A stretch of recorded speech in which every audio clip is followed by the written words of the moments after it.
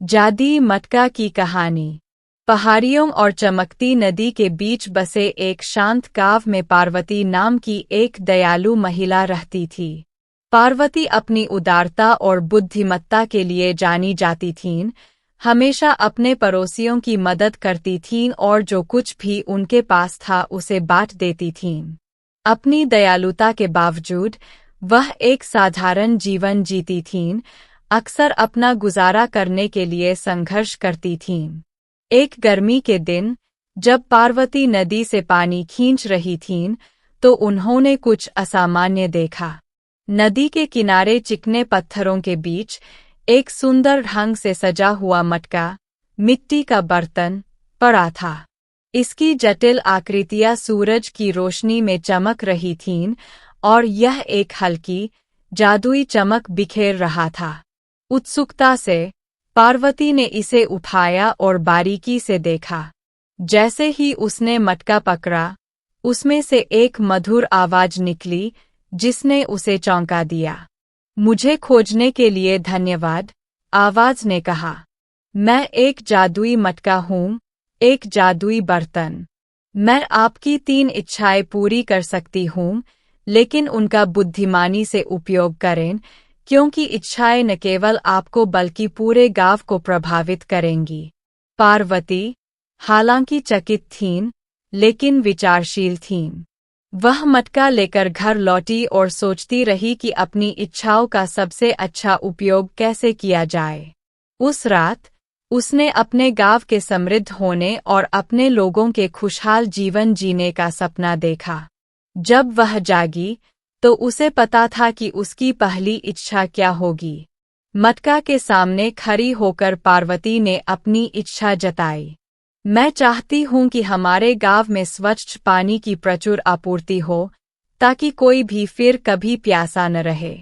मटका चमक उठा और अगली सुबह, गांव के बीच में एक साफ, बुदबुदाता झरना दिखाई दिया। गांव के लोग खुशी से झूम उठे और खुशी और कृतज्ञता के साथ झरने के चारों ओर इकट्ठा हो गए। अब उन्हें पानी के लिए दूर नदी तक जाने की जरूरत नहीं थी। अपनी इच्छा से मिली खुशी को देखकर पार्वती ने अपनी दूसरी इच्छा पूरी करने का फैसला किया। मैं चाहती हूँ कि हमारे खेत उपजाऊ हों और हमारी फसल भरपूर हो, ताकि कोई भी फिर कभी भूखा न रहे। एक बार फिर, मटका चमक उठा और गांव के आसपास की जमीन बदल गई। खेत हरे भरे हो गए, कटाई के लिए तैयार फसलों से लदे हुए। गांव के लोगों ने मिलकर काम किया। उनके चेहरे खुशी से चमक रहे थे क्योंकि वे भरपूर फसल इकट्ठा कर रहे थे। अपनी अंतिम इच्छा के लिए पार्वती ने बहुत सोचा।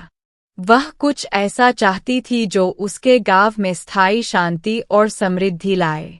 बहुत चिंतन के बाद उसने अपनी इच्छा पूरी की।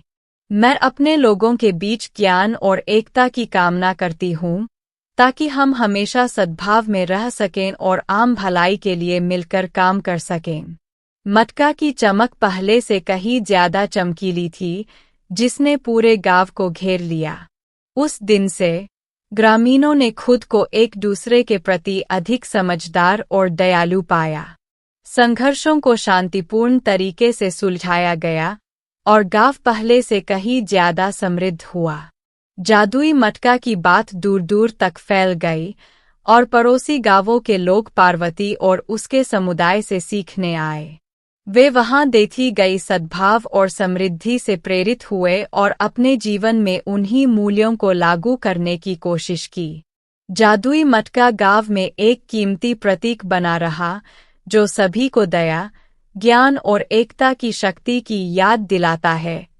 पार्वती की विरासत जीवित रही, क्योंकि गांव लगातार फलता फूलता रहा, उनकी इच्छाओं और उनके द्वारा दिखाए गए प्यार से एक साथ बंधा रहा। और इस प्रकार जादुई मटका की कथा एक प्रिय कहानी बन गई, जो पीढ़ियों से चली आ रही है, और जिसने भी इसे सुना, उसने समृद्धि और सद्भाव का सही अर्थ सिखाया।